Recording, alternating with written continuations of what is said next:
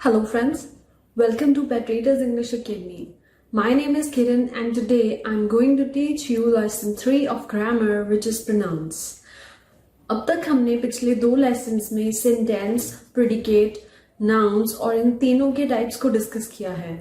आज की हमारी वीडियो में हम प्रोनाउंस और उसके टाइप्स को डिस्कस करेंगे. So let's start.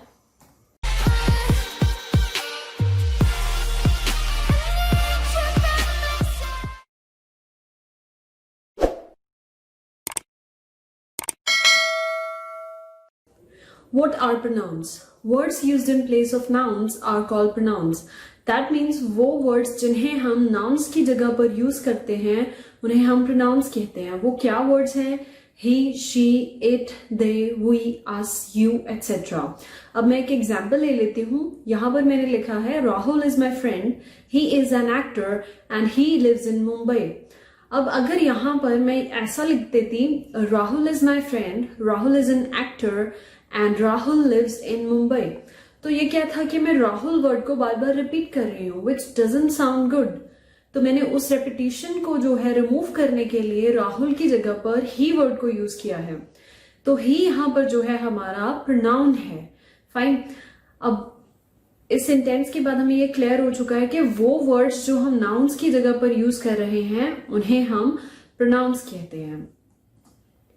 Now comes the types of pronouns. हमारे पास 8 तरह के प्रोनाउंस हैं, 8 तरह के.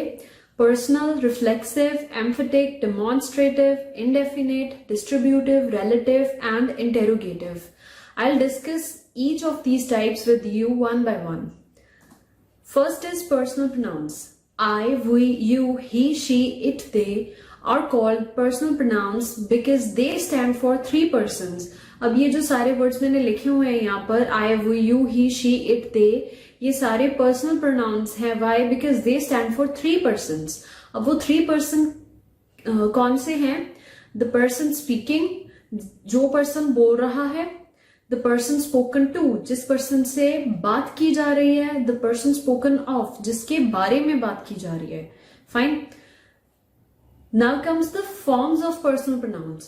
अब personal pronouns जो है वो कितने तरह के हैं? These are of 3 types. First is nominative, second is objective and third is possessive. Nominative personal pronouns वो होते हैं which are used as a subject in the sentence.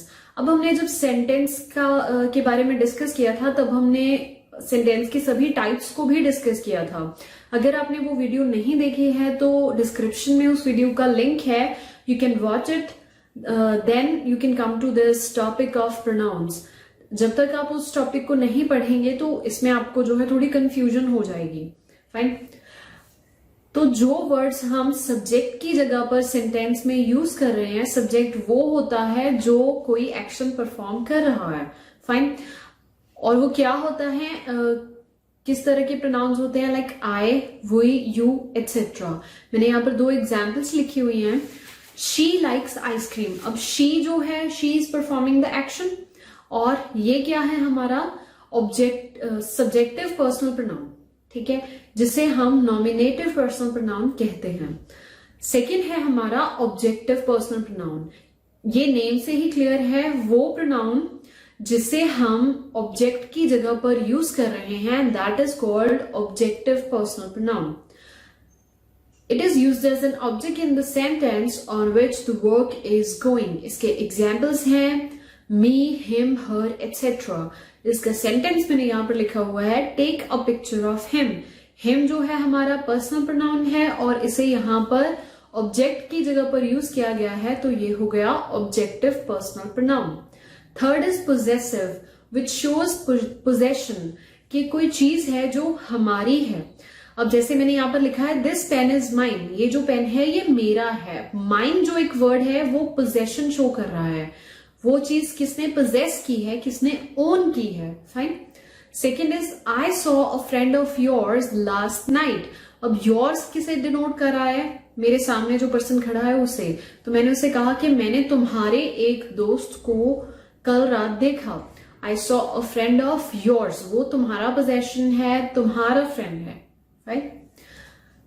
यहाँ पर मैंने एक टेबल बनाया है जिससे कि आपको अच्छे से याद हो जाएंगे ये तीनों टाइप के personal pronouns, nominative, objective and possessive. अगर आप इसका स्क्रीनशॉट लेना चाहते हैं then you can take it. अगर आप इसे लिखना चाहते हैं तो आप वीडियो को पॉज करके इनको लिख सकते हैं अपने रेफरेंस के लिए, क्योंकि एक बार पढ़ने से ये याद नहीं रहेंगे। आप इन्हें बार बार याद कीजिए ताकि आपके माइंड में एक तरह से बैठ जाए अच्छे तरीके से। Second is reflexive pronouns. अब रिफ्लेक्सिव प्रोनाउंस क्या होते हैं? When self is added to my, your, him, her, it. जब हम सेल्फ वर्ड जो है इन सभी के साथ जोड़ देते हैं तब ये क्या बन जाएंगे? माई का my self, your self, him self, her self, it self. Fine. और सेल्फ किसके साथ जुड़ जाएगा? Are, your, them. इन तीनों के साथ हम सेल्व्स जोड़ दें, SELVES। इनका बन जाएगा our selves, your selves, them selves. ये प्रोनाउंस क्या बन जाएंगे? Compound personal pronouns. फाइन। और जब इन कंपाउंड पर्सनल प्रोनाउंस को हम यूज करते हैं इन द सेंटेंस वापस रेफर बैक करने के लिए सब्जेक्ट को, तब ये बन जाएंगे रिफ्लेक्सिव पर्सनल प्रोनाउंस। नहीं समझ में आया ना? मैं एक सेंटेंस लेती हूं, लाइक ही हर्ट हिमसेल्फ। अब यहां पर जो हिमसेल्फ है मैंने बताया वो क्या है? कंपाउंड पर्सनल प्रोनाउन है। क्यों? क्योंकि हिम के साथ हमने सेल्फ जोड़ा है, जैसे हमने यहां पर लिखा था। ये तीनों वर्ड्स के साथ सेल्फ जुड़ेगा और ये जो वर्ड्स लिखे हैं मैंने 5, इनके साथ सेल्फ जुड़ेगा। फाइन। हिम जो है यहां पर लिखा हुआ तो इसके साथ सेल्फ आएगा। हम लिखा है ही हर्ट हिमसेल्फ। अब हिमसेल्फ किसे डिनोट कर रहा है? ही हमारा यहाँ पर सब्जेक्ट है और हिमसेल्फ जो है वो वापस इसी को ही रेफर कर रहा है। तो ऐसे के कंपाउंड पर्सनल प्रोनाउंस जब वो सेंटेंस में यूज किए जा रहे हैं वापस सब्जेक्ट को रेफर करने के लिए, मैंने ये जो एरो लगाया है यहाँ पर वो आपको समझाने के लिए है कि हिमसेल्फ जो है वापस ही को ही रेफर कर रहा है। तो हिमसेल्फ यहाँ पर हमारा रिफ्लेक्सिव पर्सनल प्रोनाउन है। फाइन। सेकेंड एग्जाम्पल है वी हर्ट आवरसेल्व्स। अब यहाँ पर आर के साथ सेल्व्स लगेगा जैसे कि यहाँ पर लिखा हुआ है। आर सेल्स जो है वो किसे डिनोट कर रहा है, किसे रेफर बैक कर रहा है? वी को। हमने खुद को हर्ट किया। फाइन। They hurt themselves. अब दे के साथ देम के साथ सेल्स लगेगा और देमसेल्व्स जो है वो दे को रेफर बैक कर रहा है। तो ऐसे के जितने भी सेंटेंसेस होंगे जहां पर हम प्रोनाउंस को, कंपाउंड पर्सनल प्रोनाउंस को रेफर बैक करते हैं सब्जेक्ट को यूज करने के, सब्जेक्ट को रेफर बैक करने के लिए यूज करते हैं, उन्हें हम रिफ्लेक्सिव पर्सनल प्रोनाउंस कहते हैं। देखिए, each reflexive pronoun is used as an object and refers to the same person. जो रिफ्लेक्सिव पर्सनल प्रोनाउंस होंगे वो हमेशा ऑब्जेक्ट के प्लेस पर ही यूज किए जाएंगे। Fine. Our third type is emphatic pronouns. These are those pronouns which are used for the sake of emphasis. मतलब मैं एक एग्जाम्पल ले लेती हूं, आपको ये स्टेटमेंट समझ में आ जाएगी। आई will do it my self. अब मैं इतना भी तो लिख सकती थी आई विल डू इट, कि मैं वो काम कर लूंगी, लेकिन मैंने यहां पर माई सेल्फ साथ में लगाया तो इसका मीनिंग हुआ मैं ये काम खुद कर लूंगी। आई will do it my self. यहां पर मैंने अपने आप को जो है एम्फेसिस दिया है और हमारी स्टेटमेंट यही कह रही है these are those pronouns which are used for the sake of emphasis. मैंने अपने आप को एम्फेसिस दिया है that I will do this work my self. Fine. तो माई सेल्फ जो वर्ड है वो मुझे खुद को एम्फेसिस के लिए यूज हो रहा है। ये हमारा एम्फेटिक प्रोनाउन है। एम्फेटिक से एम्फेसिस जो है याद रह जाएगा। सेकेंड एग्जाम्पल है the town itself is not very large. अब यहां पर जो इटसेल्फ है वो क्या कर रहा है? टाउन को ही एम्फेसाइज कर रहा है। फाइन। यहां पर कुछ और एग्जाम्पल्स हैं। You yourself can best explain. आप खुद इससे अच्छे तरीके से एक्सप्लेन कर सकते हैं। We will see to it ourselves. हम इसे खुद देख लेंगे। फाइन। हम इतना भी कह सकते हैं हम इसे देख लेंगे, लेकिन हमने एम्फेसाइज किया है हम इसे खुद देख लेंगे। The cat opened the door itself. जो कैट है उसने खुद ब खुद जो है डोर खोल लिया। तो ये थे हमारे emphatic pronouns. Our fourth type is demonstrative pronouns. These point to specific things. देखिए ये जो चारों हैं वर्ड्स हम बचपन से पढ़ते आ रहे हैं, लेकिन हमें ये नहीं पता कि इन्हें कहते क्या है। These are demonstrative pronouns. ये क्या है? This, that, these, those. जो दिस एंड दैट है ये सिंगुलर के लिए यूज होता है, दीज एंड दोज जो है प्लूरल्स के लिए यूज होते हैं। This is for the things that are near to us and that is for the things that are far away from us. Fine, sorry that are नहीं, this और that जो है सिंगुलर के लिए यूज होते हैं। वो चीज जो मेरे क्लोज है उसके लिए मैं दिस बोलूंगी, और कोई एक चीज जो मुझसे दूर है उसके लिए मैं दैट यूज करूंगी। और दीज जो है वो दिस का प्लूरल है, दोज जो है वो दैट का प्लूरल है। फाइन, एग्जाम्पल ले लेते हैं। Both cars are good but this is better than that. दोनों कार्स जो हैं अच्छी हैं, लेकिन जो मेरे पास खड़ी है car, but this is better than that, उससे ये वाली जो है वो बेटर है। Second is can I have those apples, क्या मैं वो एप्पल्स ले सकता हूं। These are the most comfortable pair of shoes, ये जो शूज है ये सबसे ज्यादा कंफर्टेबल हैं। तो ये था हमारा डेमोन्स्ट्रेटिव प्रोनाउंस का topic. Our fifth type is indefinite pronouns. These pronouns refer to person or things in general way, but do not refer to any person or thing in particular. अब हमारी statement ये कह रही है कि ये जो प्रोनाउंस हैं ये रेफर करते हैं लोगों को या चीजों को जनरल वे में। मतलब इसका ये है कि ये किसी एक स्पेसिफिक पर्सन को जो है रेफर नहीं करते। एग्जाम्पल हम ले लेते हैं। Nobody was there to help the poor woman. उस पुअर लेडी की हेल्प करने के लिए कोई भी नहीं था। अब उस कोई भी में कितने लोग हैं हम नहीं जानते। एक है, दो हैं, नहीं जानते। अगर एक है भी तो वो कौन है हम नहीं जानते। इसकी वजह से हमने यहाँ पर वर्ड यूज किया है nobody। तो जो nobody है वो हमारा indefinite pronoun है कि वो एक डेफिनेट चीज के ऊपर रेफरेंस नहीं दे रहा। फाइन, सेकेंड हमारी एग्जाम्पल है somebody has stolen my watch। अब मुझे नहीं पता कि मेरी वॉच किसने ले ली है, तो मैंने उसके लिए एक स्पेसिफिक वर्ड यूज किया है somebody, किसी ने। किसी एक पर्सन के ऊपर मैं इशारा नहीं कर सकती, किसी एक पर्सन के ऊपर ब्लेम नहीं कर रही, because I have no idea who has stolen my watch. That's why I am using the word somebody which is an indefinite pronoun। Fine, ये मैंने यहाँ पर सारे इंडेफिनिट जो प्रोनाउंस हैं वो लिखे हैं। आप इन्हें पढ़ सकते हैं, याद कर सकते हैं अपने रेफरेंस के लिए।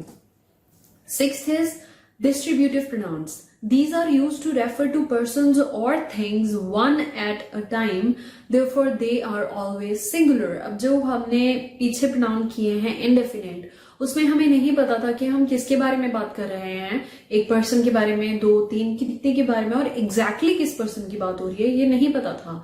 दैट्स वाई वो इंडेफिनिट प्रोनाउंस थे। फाइन, अब ये हैं डिस्ट्रीब्यूटिव प्रोनाउंस। ये क्या होते हैं? They are used to refer to persons or things one at a time। ये एक चीज या एक पर्सन के बारे में ही बात कर रहे हैं एक टाइम पे। That's why they always exist in singular form। Fine, ये तीन है each, either and neither। अब each किसके लिए यूज होता है? It is used to denote every one of a number of persons or things taken singly। each जो है काफी में से किसी एक पर्सन को डिनोट करने के लिए यूज किया जाता है। एग्जाम्पल ले लेते हैं हम। Each of these books cost 300 rupees. अब उन्होंने लिखा है बुक्स, आप कहेंगे ईच तो एक को डिनोट करता है। यस, एक को ही डिनोट कर रहा है। ईच ऑफ दिस बुक्स, इन सभी बुक्स में से हर एक बुक का जो प्राइस है वो 300 है। फाइन, ईच मीन्स हर एक बुक का प्राइस 300 है, सभी का नहीं। Either means one or the other of the to. Either का मतलब होता है दोनों में से कोई एक।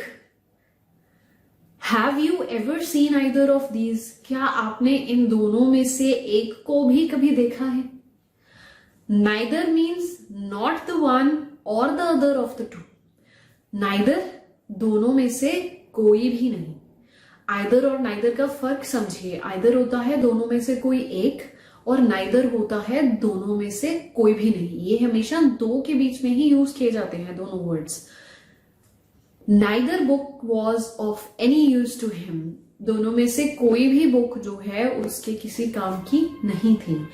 ये थे हमारे distributive pronounce. Our next type is relative pronouns.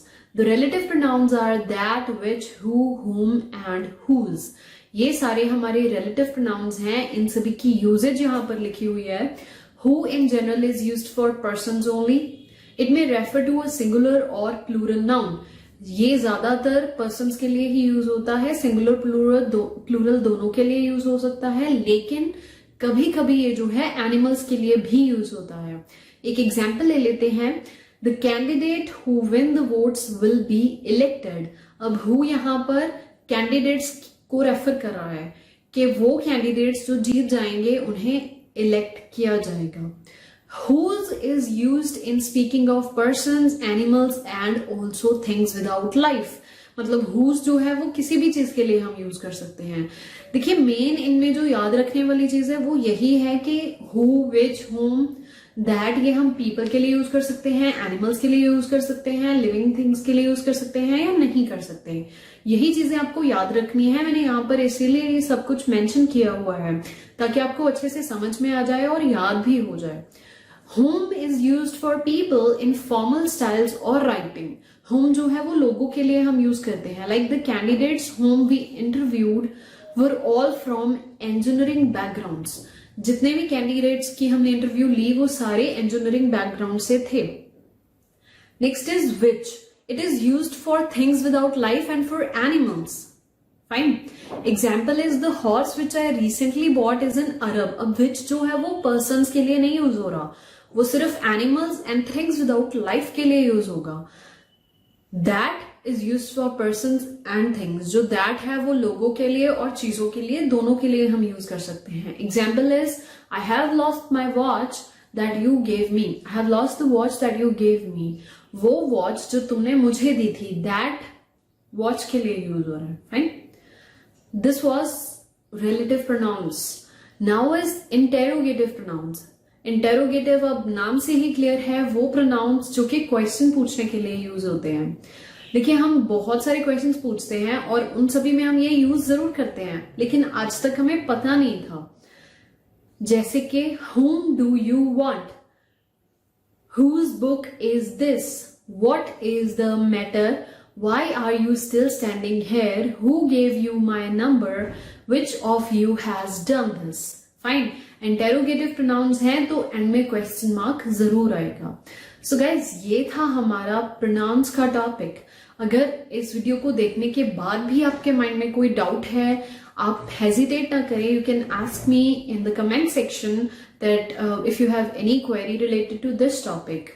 अगर आपको ये वीडियो अच्छी लगी हो तो आप प्लीज इसे लाइक और शेयर जरूर करें और हमारे चैनल को सब्सक्राइब जरूर करें ताकि आपको इस तरह के इंग्लिश के रिलेटेड वीडियोस के जो हैं अपडेट्स टाइम टू टाइम मिलते रहें। Thank you.